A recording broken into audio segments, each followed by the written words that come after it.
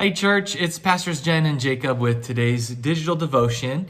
And we want to chat a little bit about a topic you've probably heard us mention in the past. So, over the course of the last year, we've been working with some people who are part of the Tongva community about what it would look like for us to write a land acknowledgement, recognizing that Claremont United Church of Christ is built on land that was stewarded by the Tongva people, that was never ceded, and that we want to be part of taking care of that land and being in partnership with the Tongva people.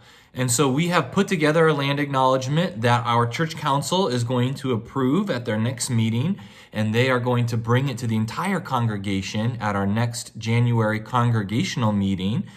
But before then, we want to invite you into some educational opportunities. And that is because simply writing a land acknowledgement, while it is a step toward having a dialogue about important issues regarding Indigenous people, it's not the last step. A land acknowledgement, they are words, but we want to make sure that we are learning more, investing ourselves, and also trying to create partnership so that we can work on important topics together. So along the educational lines, this coming Monday at 6 p.m., we're doing a book study on the book, All the Real Indians Died Off, and 20 Other Myths About Native Americans.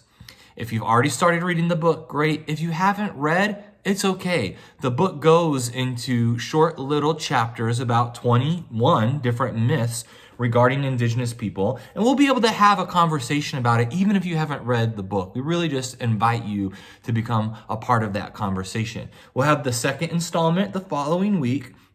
And then on November 14th and 21st, we have 2 adult education sessions before church about both the Tongva and then about Native issues in general. And so remember, that's from 9 to 9:45 on Sunday mornings. And then you can join that either in the Louise Roberts Room on campus or via Zoom. And so we want you to be part of this conversation. We think it's really important to be engaged in talking about the Indigenous community and the ways that we can collaborate. And finally, I just want to remind everyone that this weekend is fall back, which means you need to set your alarm clocks at the appropriate time to make it to church just as the service is beginning, not as it is ending. I think we've all seen people make that mistake, and you don't want to be that person. So make sure you remember that, and we will see you in worship on Sunday. We'll see you then.